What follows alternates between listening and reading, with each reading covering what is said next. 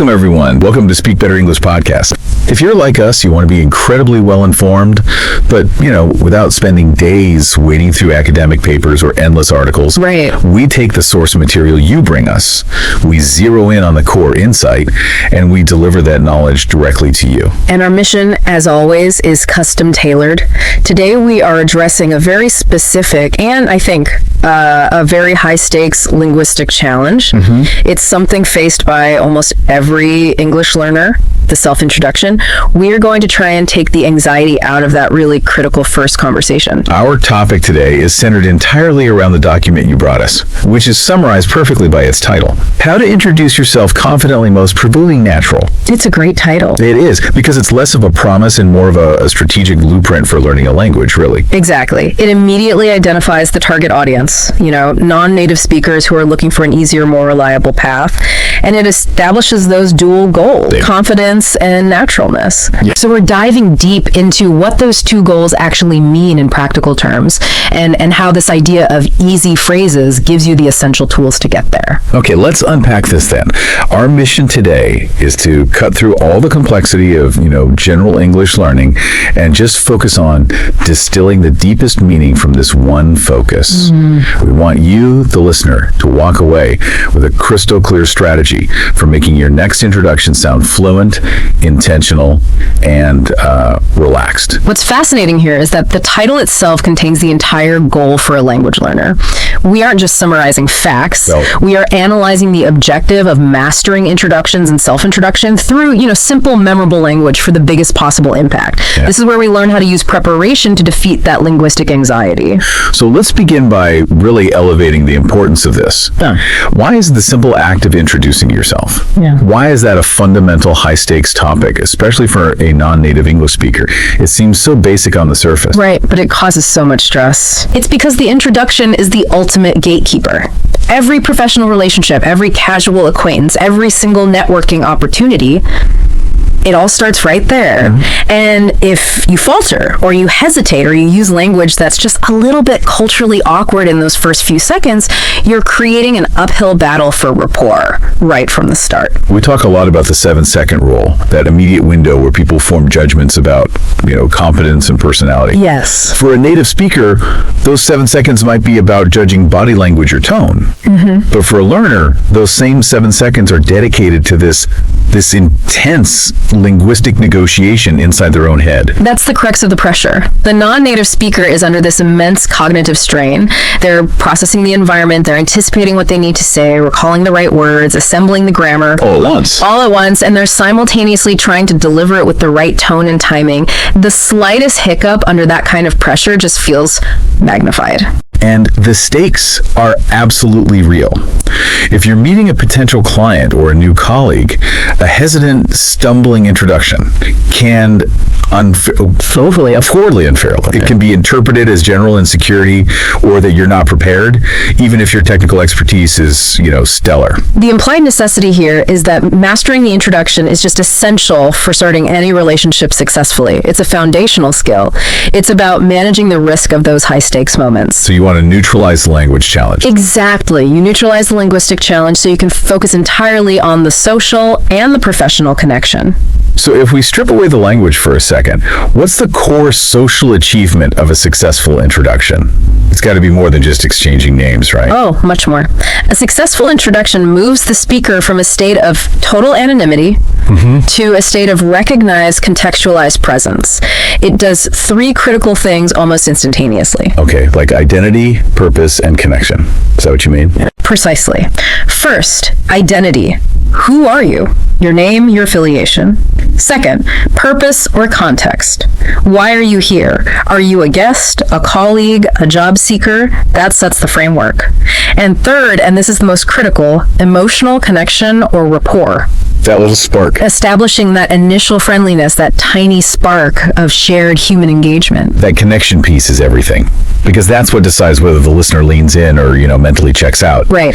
If I introduce myself with just my name and title in a flat, monotone voice, I've hit identity and purpose, I guess, but I've completely failed the connection test. And the source material highlights this skill as being worthy of detailed study precisely because it dictates the quality of whatever comes next. Okay. If you use a natural, warm, and confident confident phrase, you invite the other person into a conversation. If you use stiff, overly precise, or delayed language, you build a wall. So you're basically establishing the conversational ground rules in those first few seconds. And using those easy phrases is how we guarantee that the rules we set are favorable for, fluency and keeping the conversation going. This leads us perfectly into the title's promises. Specifically, how to achieve that fluency by conquering the number one symptom of anxiety: hesitation. Yeah. Here's where it gets really interesting for me. The title pairs confidently with sound natural. These aren't just, nice adjectives. They are measurable outcomes. Let's tackle confidence first. Absolutely. We need to redefine what confidence even means for a language learner. It's not just swagger. Right. It's not about being loud. Not at all. For our audience, confidence isn't some innate personality trait. It is a direct, quantifiable result of linguistic certainty. Okay, linguistic certainty. So what does it mean to introduce yourself confidently in a non-native language setting? Is it just by getting rid of a foreign accent? Not at all. It has almost nothing to do with accent and actually very little to do with volume. The listener perceives confidence when they hear clarity, a deliberate pace, and most importantly, the absence of unnecessary hesitation. Oh, hesitation. It means speaking with certainty in the phrases you use. Let's focus on that uncertainty, because that's the enemy here. What is actually happening in the brain when a speaker pauses and throws out an or an or keeps saying like? We're back to that concept of cognitive overload. The brain just hits a processing bottleneck. Okay. It knows the general idea it wants to communicate, like, I need to say I work in marketing, but it stalls on the execution. Is it I work at, I work in, my job is? Right, all those little prepositions. Exactly. And while the brain searches for the correct word or structure, the mouth throws out a placeholder sound, the filler word, to signal to the listener, hey, I'm still talking, don't interrupt, while buying a fraction of a second to solve the problem. The dreaded filler word. It's really just a functional mechanism to delay silence. That's all it is. But every single time the learner uses the perceived fluency drops, and so their perceived confidence drops. The listener doesn't hear someone struggling with grammar, they just hear someone who sounds unsure. And this raises a really important question. If the root cause is cognitive load, then the solution cannot be just try harder to remember grammar. No, that would just increase the load. Exactly. Yeah. The solution has to be to remove the cognitive load. And that's where the easy phrases come in. They're a direct tactical attack on that cognitive overload. If I have a prefabricated, fully assembled unit of language that I know is grammatically perfect and contextually appropriate, I bypass that whole difficult process of building a sentence on the fly. Think of it in terms of decision fatigue. If you have to make 20 little linguistic decisions in those first 7 seconds, you will inevitably slow down. Of course. But if you reduce those decisions to, say, 3 select prefab phrase A, slot in your name, slot in your title, your delivery speeds up, your pace becomes consistent, and the clarity that comes from that is what projects confidence. So confidence is really achieved by internalizing these easy phrases so deeply that they become automatic. Yes. They require minimal cognitive effort. It's just your focus from, linguistic construction to actual human interaction. And what's more, true confidence is shown not just by avoiding filler words, but by mastering what we could call fluency repair strategies. Ooh, okay, what's that? Sometimes, even the most fluent speakers make a mistake. A confident speaker doesn't panic and go, Instead, they use a quick, polished way to fix it. Okay, so give me an example. What would a high-quality fluency repair strategy look like compared to just saying, A confident repair strategy is fast, and it uses language, not just sounds. So instead of saying, I work at the main office, a fluent speaker might use a quick self-correction phrase like, excuse me, I meant to say I work in the main office. Or let me rephrase that. I'm currently focusing on the Asian market. Phrases like, let me be clear, or wait, sorry, I should clarify. Are these polished verbal moves? That's a really powerful distinction. The filler word is a sound that buys time and it signals struggle. Right. But the repair phrase, let me rephrase, is actual language that corrects an error and it signals control and certainty. Exactly. So the learner should be focused on internalizing these repair strategies right alongside the introduction phrases themselves. Absolutely. It ensures that even when you make a mistake, which everyone does, the overall impression remains one of competence. This certainty, this preparation, is the foundation of confidence. That deep focus on internal certainty sets us up perfectly for the second key promise in the title, sound natural. natural. When a listener hears that, they might instinctively worry that they need to adopt complicated slang or, lose their accent entirely, and that feels overwhelming. And that worry is exactly what we need to neutralize. Naturalness is not about imitation. It is about contextual appropriateness. It's about using the phrases that native speakers actually use day to day in specific social or professional settings. So naturalness avoids language that, while grammatically flawless, sounds stiff or overly formal, or like it's lifted straight out of a dusty academic textbook. Yes. Let's make this concrete. Can you give some examples of like a textbook perfect but socially awkward phrase versus a natural high utility one? Certainly. Let's use the context of meeting someone new at a professional gathering and you want to say where you work. Okay, give me the textbook approach first. A textbook learner, focused purely on grammar and precision, might say something like, "It is a distinct pleasure to have the opportunity to make your acquaintance. I am employed in the capacity of a senior data analyst at the aforementioned corporation." Right. And the immediate natural response from a native speaker would be to either smile politely while internally thinking, whoa, or maybe wondering if they've accidentally wandered into a diplomatic negotiation. Exactly. Now, the natural equivalent using those easy phrases is, "Hi, great to meet you. I'm Chris. I work as a senior data analyst at company name." So simple. Notice the contracted "I'm," the conversational opener, "Great to meet you," and the simple structure, "I work as." It's approachable, it's quick, and it's authentic. That's a fantastic side-by-side. Let's do another one. How about stating where you live or where you came from? Okay, textbook version. I am currently residing in the metropolitan area of Vancouver, having migrated from the eastern region of Canada 3 years prior. Very formal. Overly descriptive, uses the word reside. No one says reside. Right, the natural version. I live in Vancouver, but I grew up on the East Coast. Or even simpler. I'm from the East Coast originally, but I've been living in Vancouver for about 3 years now. In that second phrase, I'm from X originally, but I've been living in Y for Z time, that is a high utility natural chunk. It communicates a complex idea so smoothly. The goal is fluency and social integration, not this rigid adherence to formal rules. When a non-native speaker uses these highly natural, context-appropriate phrases, it signals cultural competence, and that builds rapport so much faster than mere grammatical accuracy ever could. This synthesis is so important. Naturalness just means fitting the context. That's it.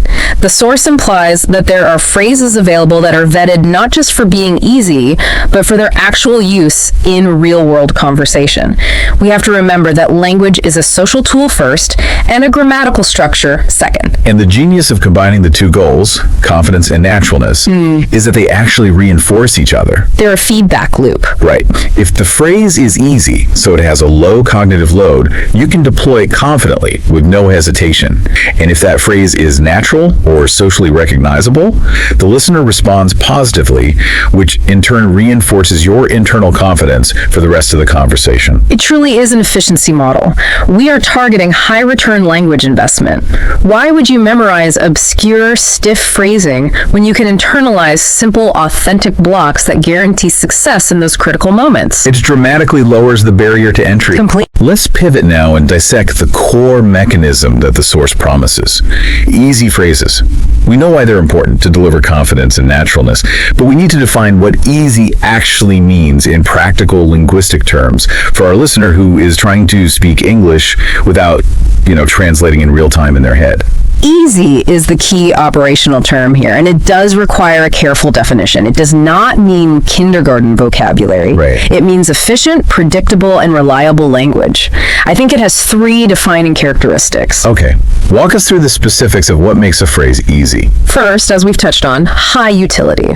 These are phrases that are versatile. They can be used again and again across a whole range of introductory settings, formal, informal, networking. So the linguistic workhorses. Exactly. They require minimal changes. Utility is paramount. I want to spend my memorization budgets on phrases I can use every single day. Precisely. Second, low grammar complexity. Now, this is where we get a bit technical. These structures are designed to minimize the risk of error. They deliberately rely on tenses, clauses, and agreements that are simplest in English. So the simpler the grammar, the faster you can recall it under pressure. Exactly.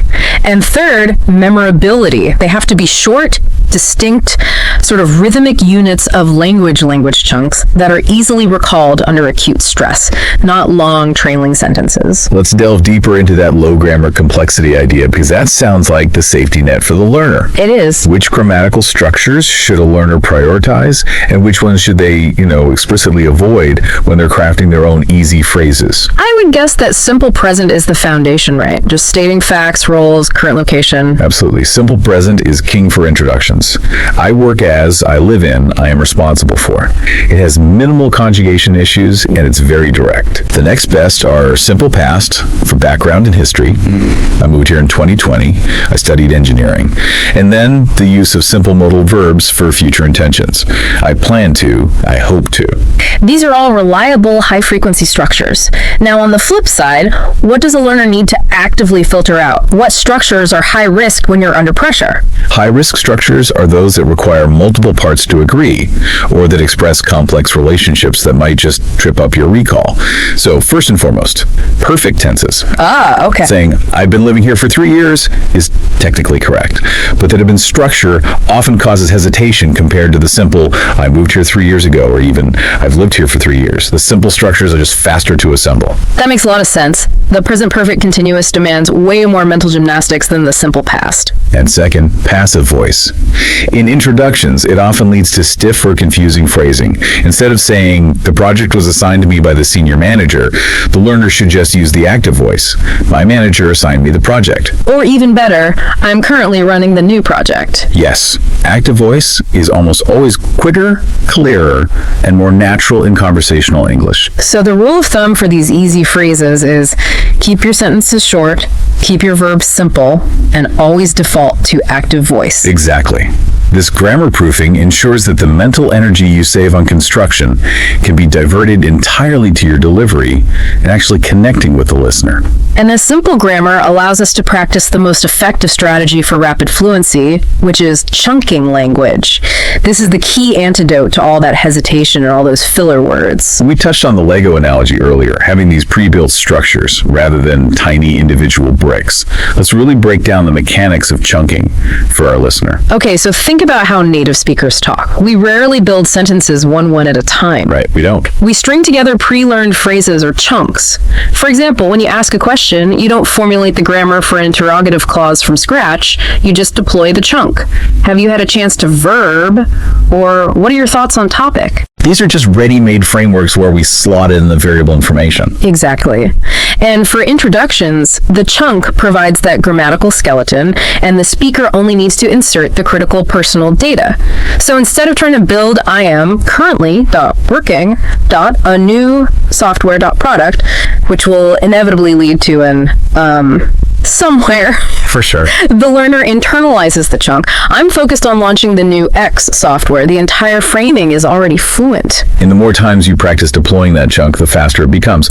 It moves from, controlled knowledge where you have to think about it to automatic usage, muscle memory. Yes, that's what we want. We should probably give our listeners some practical categories of chunks they can start building today. We can categorize the most high utility chunks that you need for a successful, versatile introduction. I like that. Let's create a taxonomy of easy introduction phrases. What are the 3 essential categories? First, the opening gambit and rapport builder. This is the highest stakes moment, so it needs to be warm, immediate, and universally appropriate. Chunks here include things like, hi, great to finally meet you, or I've been looking forward to this, or simply, thanks for taking the time to meet.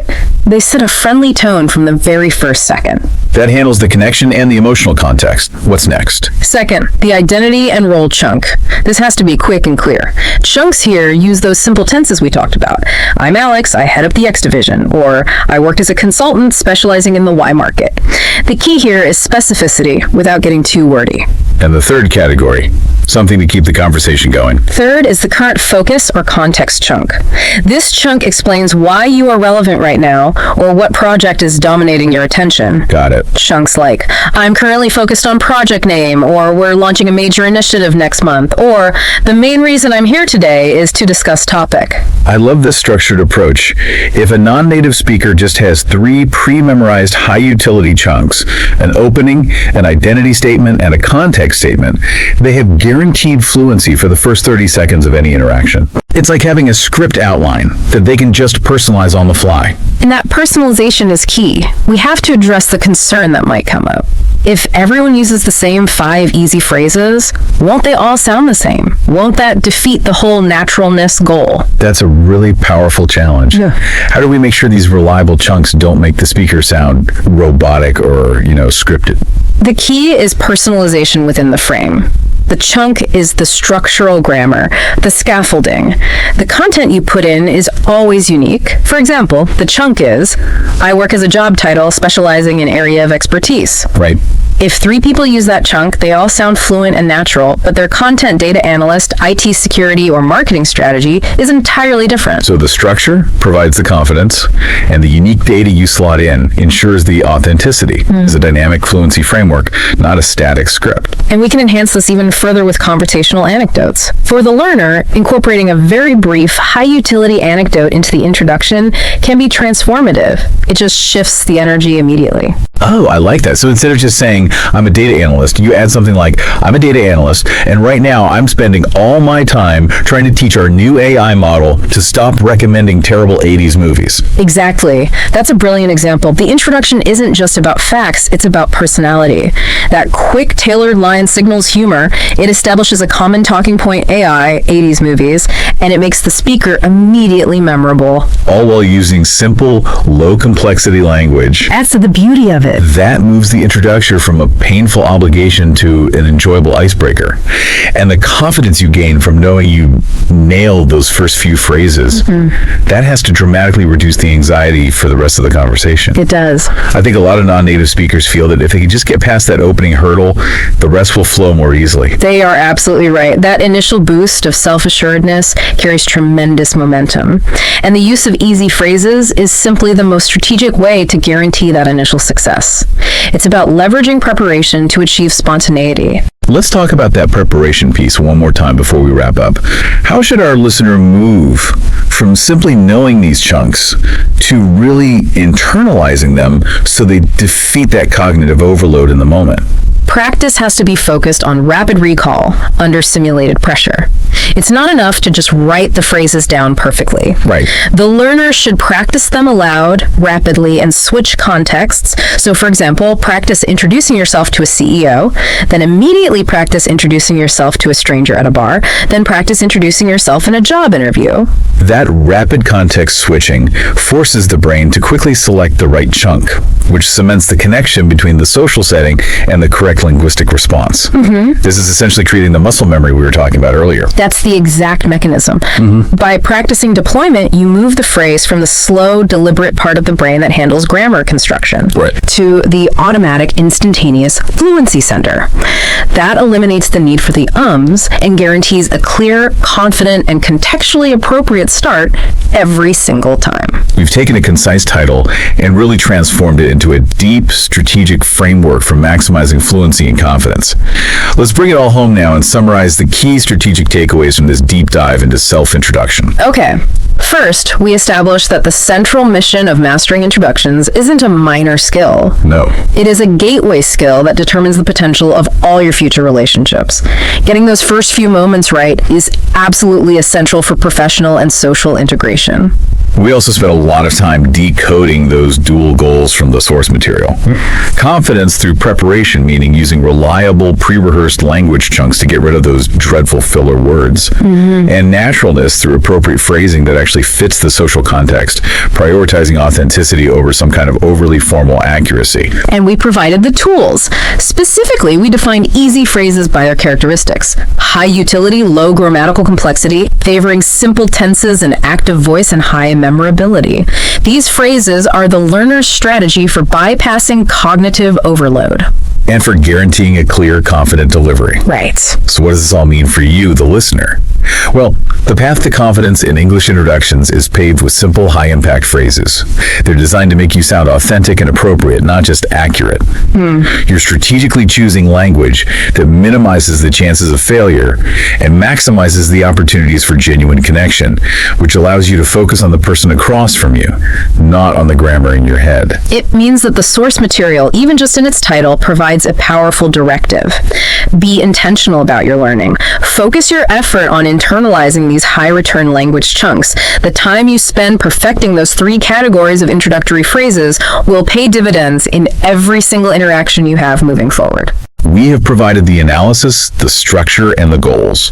But now we want to leave you with one final thought to mull over. We focus heavily on the language of the introduction, but remember the power of the silence that follows. Ooh, interesting. The source title promises the tools, the easy phrases, but you, the learner, bring the intention. Think about that moment right after you deliver your fluent, confident, natural introduction. The initial confidence you project doesn't just make you sound good, it fundamentally shifts the power dynamic. How so? By delivering a strong start, you put the conversational ball firmly in the other person's court. You have established yourself, and now you have the powerful confidence to just wait and listen for their response, inviting a deeper connection. That confident moment of waiting after a perfect opening, that's where the real conversation begins. Think about that intentional silence as you prepare your next introductory phrase. A profound point to end on. Thank you for joining us for this deep dive. We'll see you next time.